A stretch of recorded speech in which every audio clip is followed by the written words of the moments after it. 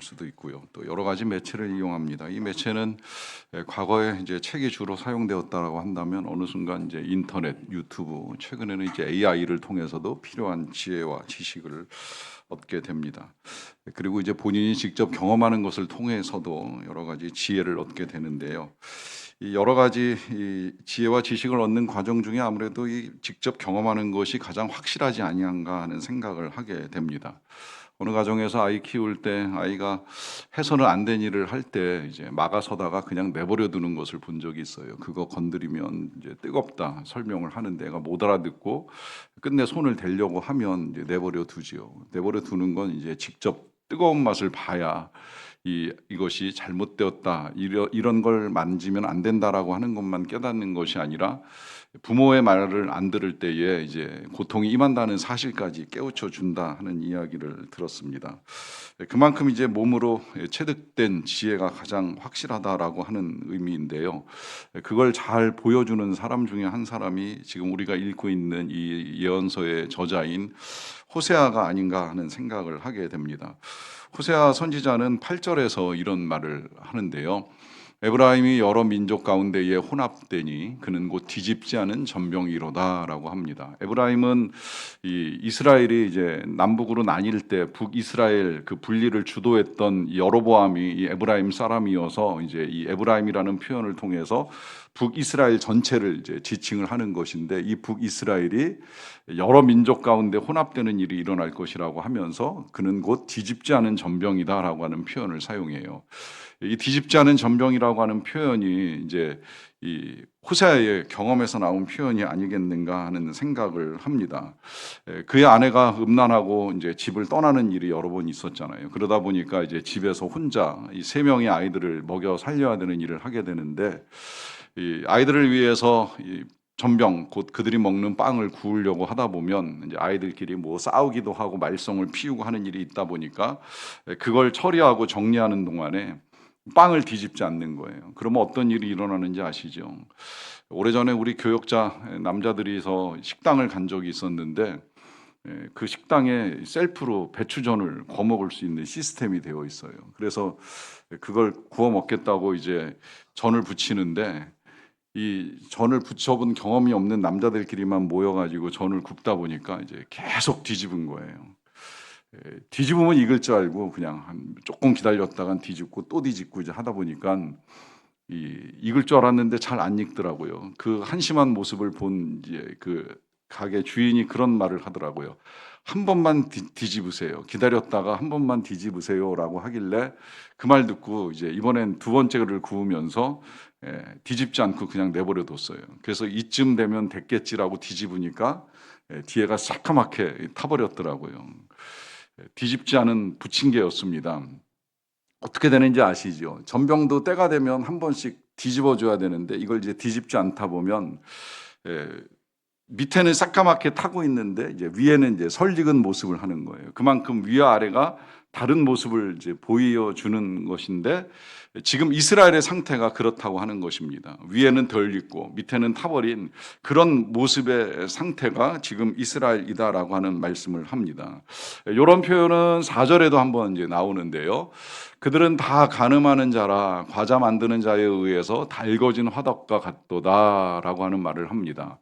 자, 이 달궈진 화덕, 이 화덕이라고 하는 건 항상 불을 피우지는 않아요. 이제 빵을 구워야 될 때가 되면 화덕의 불을 이제 더 확 피워가지고 빵 구울 준비를 하는데, 이스라엘의 상태가 그렇다는 거예요. 근데 이때 이 달궈진 화덕이라고 하는 것이 가늠하는 자라라고 하는 이 표현과 같이 이제 맞물려 있음으로 인하여서 그들이 준비가 되었다는 겁니다. 무슨 준비겠어요? 죄 지을 준비가 되었다는 거예요. 그래서 언제든 기회만 오면 마치 빵을 구울 것처럼 준비된 달궈진 화덕처럼 그들은 기회가 올 때마다 죄를 짓는 모습을 보여준다라고 하는 말을 합니다. 이 모든 모든 것들이 어떻게 보면 집에서 이제 빵을 구워 먹던 이 호세아의 경험에서부터 나온 지혜가 아니겠는가, 이제 이런 생각을 하게 되는데요. 문제는 사람들이 경험을 한다고 해서 과연 다 지혜로워지는가? 모든 경험들이 인간을 지혜롭게 하는가에 있어서는 이제 조금 의문이 생깁니다. 왜냐하면 저는 목회를 하면서 정말 사람들을 많이 만날 이제 기회를 가졌습니다. 그래서 이제 사람들을 만나다 보면 저에게 이제 좋은 본을 보여주기도 하고, 이제 저에게 은혜를 끼치는 성도님들을 만날 때가 있어요. 뭐 제가 그렇게 가르친 것 같지도 아니한데 정말 복음 안에서 복음을 누리면서 말씀 따라 잘 살아가는 성도님들이 보일 때죠. 그리고 그런 성도님들이 외부에서 이제 보여주는 모습, 뭐 다른 교회 교인들을 만날 때나 아니면 선교지에서 선교사님들을 만날 때 그들이 만났던 그 경험들을 그분들이 이제 저에게 되돌려 주실 때가 있어요. 그러면 가끔은 그런 말씀을 하십니다. 목사님이 잘 가르쳐 주셔서 참 은혜를 받습니다. 사실은 뭐 제가 가르쳤다기보다는 그분들이 원래부터 가지고 있었던 좋은 성품과 태도들이 좋은 영향력을 미치면서 되돌아오는 것인데, 그 되돌아올 때 저는 정말 이 자녀를 잘 키운 부모만큼이나 굉장히 기분이 좋아요. 특히 선교사님들이 그런 말씀하실 때가 많아요. 우리 판교소망교회 성도님들 통해서 뭐 격려도 받고 위로도 받고 힘이 되었습니다. 이제 이런 이야기를 되돌려 듣게 되면 정말 감사하지요. 그런데 모든 분들이 다 그런 모습은 아니라고 하는 거예요. 때에 따라서는 세월이 흘러도 변하지 않는 분들을 만날 때가 있습니다. 뭐 변하지 않는 건 그럴 수 있다고 생각을 하는데, 오히려 신앙생활의 연차가 쌓일수록, 좀 더 정확하게는 교회 생활의 경력이 쌓이는데 사람이 달라지지 않는 거예요. 수년 수십 년을 같이 신앙생활을 하는데 달라지기는커녕 어떤 경우에는 나빠지는 경우도 있습니다. 그 완고하고 강박함이 더 굳건해지는 거예요. 이게 굉장히 참 조심스러워요. 나이가 들어가면 우린 다 굳어질 가능성을 가지고 살아갑니다. 저도 그렇다는 사실을 인정합니다.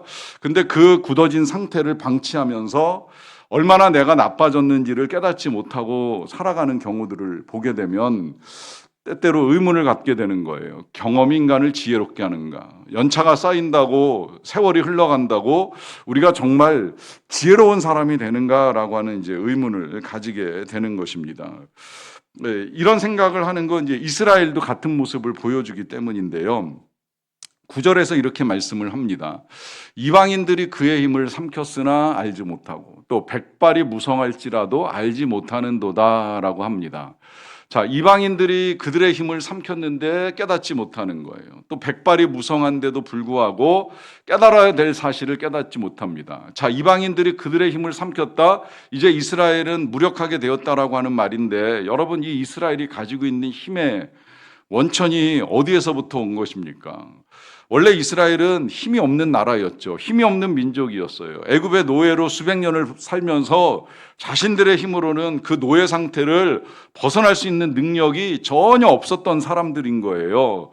그런 그들의 무력하고 연약함을 아시는 하나님께서 모세를 세우시고 또 애굽 땅에 재앙을 내려주셨기에 그들이 노예 상태에서 간신히 벗어날 수가 있게 된 거 아니겠습니까? 그리고 가나안 땅에 들어와서 그들이 그 땅을 차지할 능력이 있습니까? 차지한 땅을 지킬 능력이 있습니까? 그들은 차지할 때도 자신들의 힘으로 안 되는 걸 하나님이 도와주셨고요. 또 그 땅을 지켜나갈 때에 자력으로 지키지 못하니까 자꾸 외세에 의해서 공격을 받잖아요. 공격을 받을 때마다 그들은 울부짖고 하나님을 찾으면서 사사들을 세워주시는 은혜를 힘입었기에 그 땅을 지킬 수가 있었던 거예요. 그러던 가운데에 이제 하나님이 다윗을 세우심으로 말미암아 나라가 더 힘을 얻고 강해지면서 그나마 이제 굳건한 나라로서의 위상을 얻을 수 있게 되었습니다. 이 모든 힘이 어디에서 오는 거예요? 하나님께로부터 오는 거예요.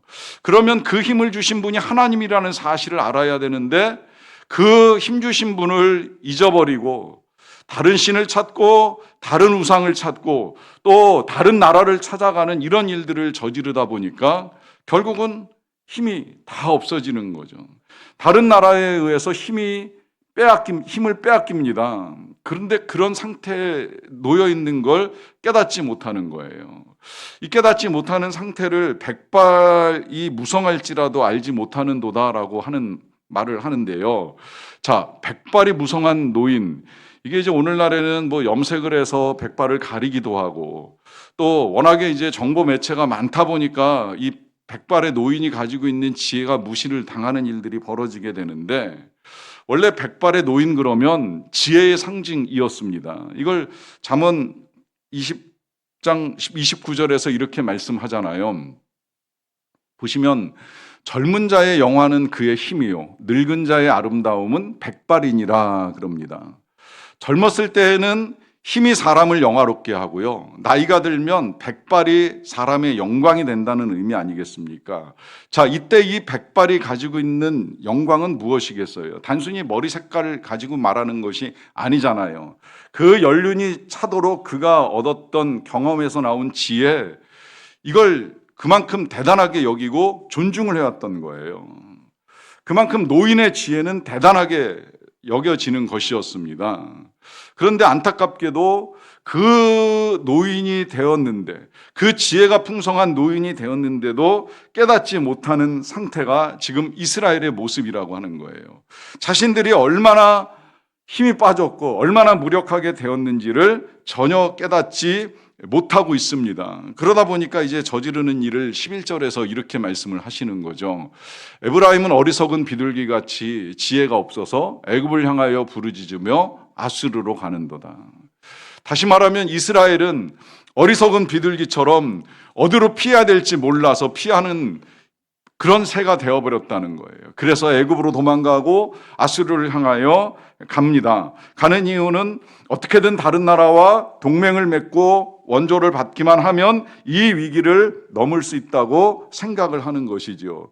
마치 맹수가 나타났을 때 머리를 바위 틈에 숨기고 꼬리가 노출되었다는 사실을 깨닫지 못하고 이 방법만 가지면 피할 수 있을 거야, 살 수 있을 거야 생각하는 그런 어리석은 비둘기와 전혀 다를 것이 없는 모습을 이스라엘 백성들이 보여주고 있다는 거예요. 그러다 보니까 어떤 일이 일어나는가? 그 결과가 16절에 이렇게 나옵니다. 그들은 돌아오나 높으신 자에게로 돌아오지 아니하니 속이는 활과 같고, 또 그들의 지도자들은 그 혀에 거친 말로 말미암아 칼에 엎드려지니 이것이 애굽 땅에서 조롱거리가 되리라 합니다. 자, 속이는 활과 같다라고 하는 건 한 방향을 향하여 나아가는 것 같지만 그 방향을 향하여 나아가다가 갑자기 방향이 꺾여버리는 활. 그래서 목표를 향해 나아가는 것처럼 보이지만 결국 관역을 맞추지 못하고 떨어져 버리는 활과 같다라고 하는 말씀을 하시는 것이고요. 그 결과로 애굽 땅에서 조롱거리가 되겠다라고 하는 이 말씀은 믿고 의지했던 애굽으로부터 도움을 받기는커녕 오히려 그들의 비웃음거리가 되고 만다라고 하는 것입니다. 왜 이런 일을 겪을까요? 왜 지금 이 에브라임, 즉 이스라엘이 이런 일을 겪는 것에 대해서 하나님이 말씀을 하실까요? 조금 전에 보았던 16절에 그 이유가 들어있는데요. 다시 보시게 되면 그들은 돌아오지만 높으신 자에게로 돌아오지 않는다라고 하는 거예요. 무슨 말이에요?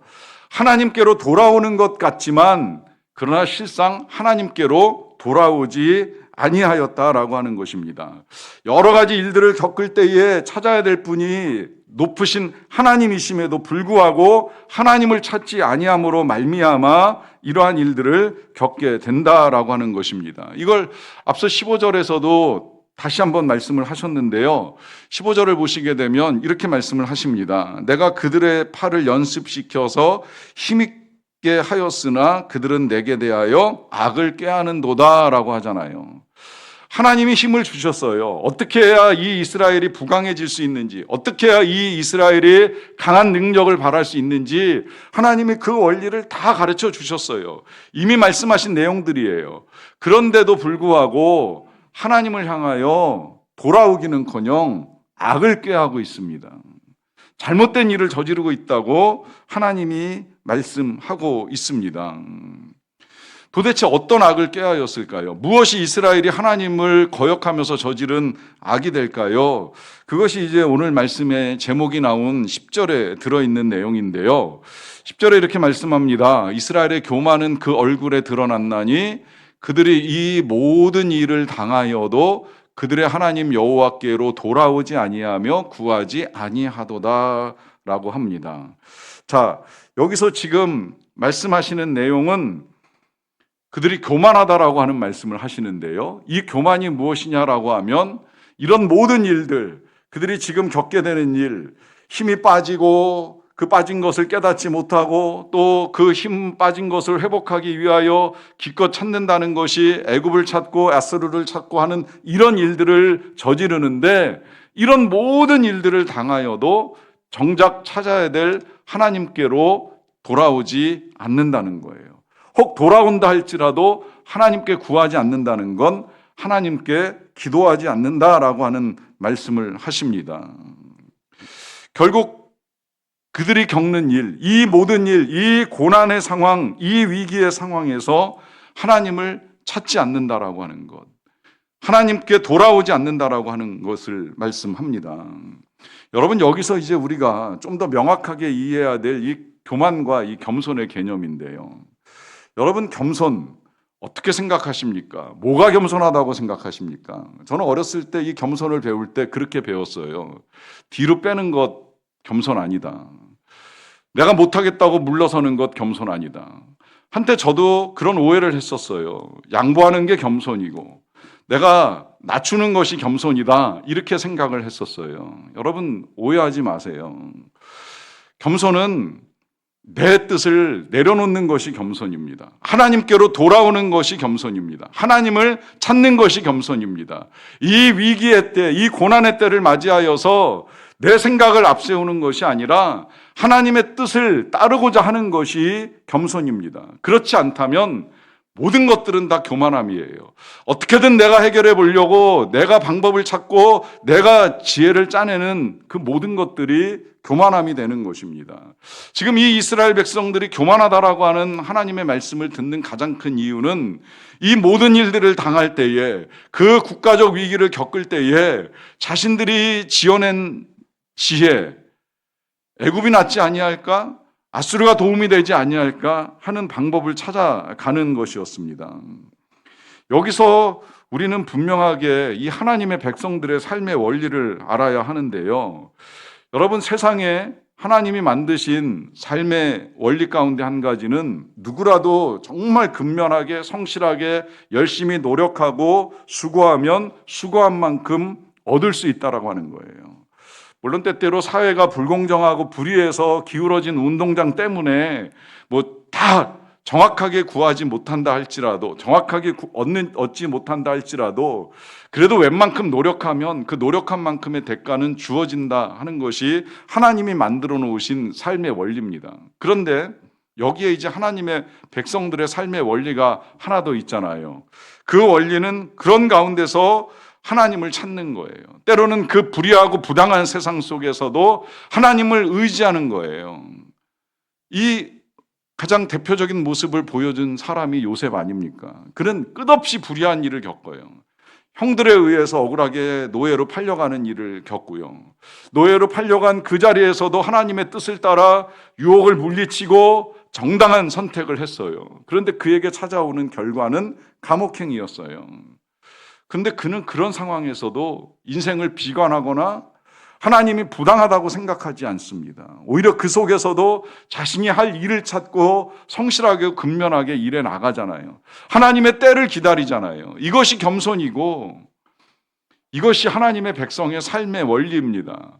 그렇게 어둠의 시간을 지나다 보면 때가 이르렀을 때에 다시 일으키시고 다시 살리시고 다시 높이시는 하나님의 은혜를 경험할 수 있는 거예요.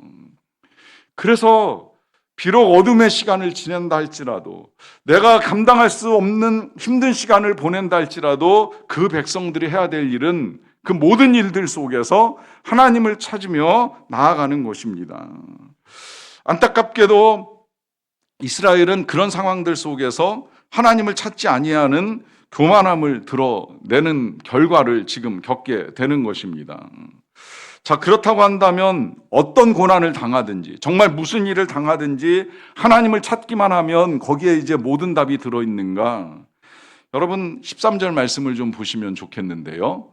화 있을진저 그들이 나를 떠나 그릇 같음이라 합니다. 자, 이제 그들에게 화가 있을 것이라고 말씀하시면서 그 화의 원인을 하나님을 떠나 잘못 갔기 때문이라 하는 말씀을 하시는데요. 자, 그들이 내게 범죄하였음이니라 내가 그들을 건져주려 하나 그들이 나를 거슬러 거짓을 말한다 그래요. 자, 여기서 이제 그들이 패망하는 또 하나의 이유를 말하는데 그건 하나님께 범죄를 했다는 거예요. 그 범죄의 내용이 뭐냐면 하나님을 거슬러서 거짓을 말하였다라고 하는 것입니다. 자, 여기에 이제 문제가 있습니다. 하나님을 거슬러 거짓을 말한다. 그러니까 이 인간의 거짓이라고 하는 것이 사람들 앞에서만 노출되는 것이 아니라 하나님 앞에서도 드러나고 있다라고 하는 거예요. 그러니까 우리 하나님이 모든 걸 다 알고 계심에도 불구하고 사람들의 눈만 가리고 사람들 앞에서만 드러나지 않는다고 한다면 얼마든지 재앙을 피할 수 있다라고 하는 착각을 하는 것이지요. 여러분, 여기서 지금 하나님이 말씀하고 계시는 거짓, 이게 뭔가 우리가 14절을 통해서 좀 더 잘 들여다볼 필요가 있는데요. 성심으로 나를 부르지 아니하였으며 오직 침상에서 슬피 부르짖으며 또 곡식과 새 포도주로 말미암아 모이며 나를 거역하는도다라고 하잖아요. 자, 여기 지금 이스라엘 백성들이 보여주고 있는 거짓이 뭔가라고 하는 것이 이제 나옵니다. 그건 하나님을 찾아요. 기도해요. 그런데 성심으로 부르짖지 않습니다. 무슨 이야기예요?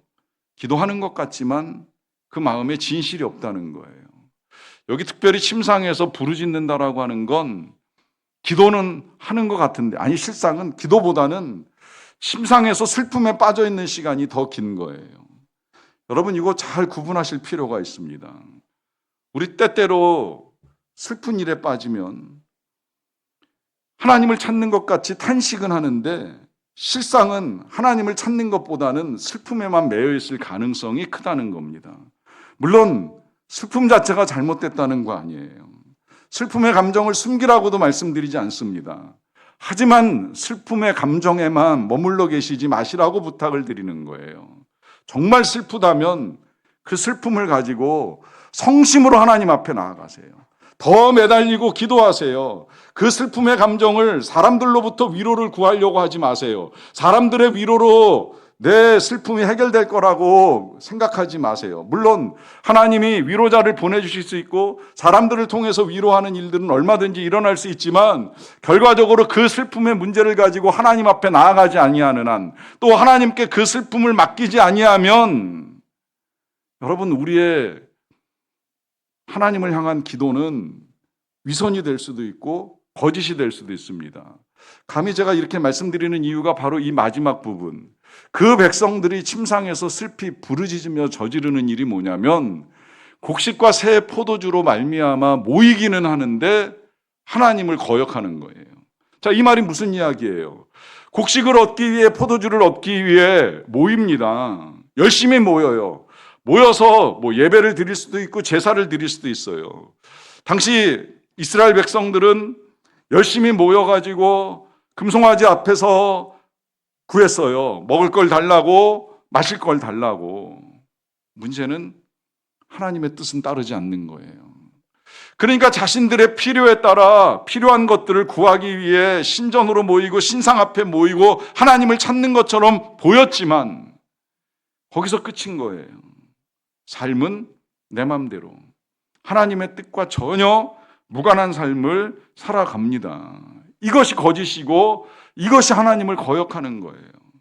그래서 우리가 모일 때에, 기도할 때에 주의할 건 하나님이 내 뜻을 이루어지기를 그렇게도 원하면서 나는 정말 하나님의 뜻을 따라 살고 있는가라고 하는 질문을 하지 않는 것이 위험한 것입니다. 이것이 백발이 무성할지라도 깨닫지 못하는 이스라엘 백성들의 모습이었던 거예요. 잘 모이고 있으니까, 열심히 모이니까, 슬피 부르짖으니까 이것으로 충분하지 아니할까라고 하는 생각을 하면서 정작 따라야 될 하나님의 뜻을 따르지 못하는 것입니다. 제가 우리 피택자들하고 교육을 하는 동안에 언젠가 교육 말미에 이제 그런 표현을 썼던 적이 있어요. 제가 혼자 스스로 자주 하는 표현 중에 하나가 하나님께서 아시겠지라고 하는 표현입니다. 좀 답답하고 괴로우면 내가 처한 상황을 우리 하나님께서 아시겠지 하는 마음으로 이겨내는 일들이 있어요. 그렇게 전달을 했는데 들은 분 중에 한 분이 일주일 뒤에 이제 같이 삶을 나누는 중에 그런 고백을 해주시더라고요. 제가 그 마지막에 전했던 그 표현을 붙들고 일주일을 살았다고. 하나님께서 아시겠지. 마치 주문처럼 외우셨다 이제 이런 말씀하시더라고요. 하나님께서 아시겠지. 그렇게 표현하고 사셨다고 하니 이제 되게 감사한 마음이 들었어요. 그 감사함을 이제 묵상하다가 다음날 아침 새벽에 이제 제가 말씀을 나누면서 함께 이제 교육을 하던 분이 계시기도 하고 하다 보니까 이제 제가 그 표현에 덧붙인 거 아마 여기 들으신 분들 있으실 겁니다. 새벽에 말씀을 듣는 분들 계시면 제가 덧붙인 표현이 하나 있죠. 하나님께서 하시겠지. 하나님께서 아시니까 하나님께서 하시겠지. 기억하시면 좋을 것 같아요. 여러분들의 마음, 여러분들의 슬픔, 여러분들의 고통, 어떤 일을 당하고 있는지 겪는지 하나님께서 아십니다. 그 믿음이 있다면 이제 그 다음에 우리가 해야 될 일, 하나님께서 하시게 해야 됩니다. 이때 하나님께서 하신다라고 하는 이 말의 의미는 내가 안 한다는 거잖아요. 내가 안 한다는 건 내 뜻대로 이루어지기를 원하는 것이 아닙니다. 내 생각을 앞세우는 것이 아닙니다. 하나님의 뜻이 이루어져야 합니다. 하나님께서 아신다면 하나님의 뜻이 이루어져야지요. 그러니까 하나님이 하실 때까지 기다려야 돼요. 그 기다림의 시간이 길어질 수 있어요. 요셉처럼 노예로 수십 년을, 십수년을 보내고 감옥에서 또 수년을 보내야 되는 기다림이 필요할 수 있어요. 그렇지만 하나님께서 하실 때까지 기다리는 거예요. 그때 감옥에서 나오고 하나님이 높이시고 세우시는 걸 경험하는 거예요. 이 기다림이 이루어지지 아니하면 우린 조급하게 우리의 감옥문을 열려다가 노예 생활에서 벗어나려다가 일을 그르치는 일들이 훨씬 더 많이 일어납니다. 여기서 우리 다시 정말 내가 교만한가 겸손한가 잘 생각을 해봐야 되는 거예요. 내 뜻을 앞세우면 여전히 우리는 교만합니다. 그 교만함 가운데 하나님의 은혜가 임하긴 정말 어렵습니다. 그러나 내 뜻을 내려놓고 하나님이 아시니까 하나님이 하실 거야 라고 하는 믿음을 가지고 우리를 낮춘다면 그 겸손한 자에게 하나님의 은혜가 임합니다. 이 은혜를 경험하는 저와 여러분들이 되시기를 간절히 축원합니다. 같이 기도하겠습니다. 이 시간 우리 같이 기도할 때에 우리 돌아봅시다. 행여라도 에브라임 북이스라엘처럼 우리가 내 뜻을 이루기 위해 내 욕심을 채우기 위해 내 마음대로 행하기 위해 악한 길로 가고 있었던 것은 아닌지요. 이 모든 일을 당하는 가운데에 하나님의 뜻을 구하지 아니하고 내가 하고자 애썼던 일로 말미암아 하나님을 거역하고 살아왔던 것은 아닌지요.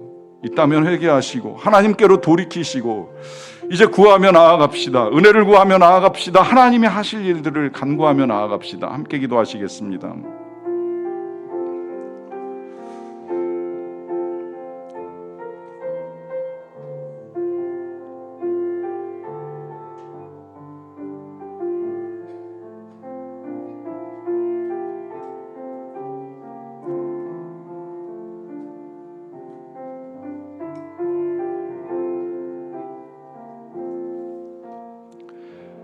하나님, 우리가 어리석습니다. 어리석은 비둘기처럼 이렇게 하면 될 거야, 저렇게 하면 살 거야 라고 얼마나 우리의 생각을 앞세우며 살아가고 있는지요.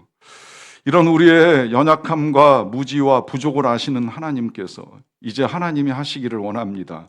하나님이 하셔서 하나님의 선한 일들이 우리 각 사람의 삶에서 나타나게 하여 주시옵소서. 행여라도 성령보다 기도보다 앞서가지 않게 하시고 기도하는 가운데에 하나님의 은혜를 구하고 그 은혜에 힘입어 살아가는 우리 모두가 되기를 간절히 원합니다. 예수님의 이름으로 기도하옵나이다. 아멘.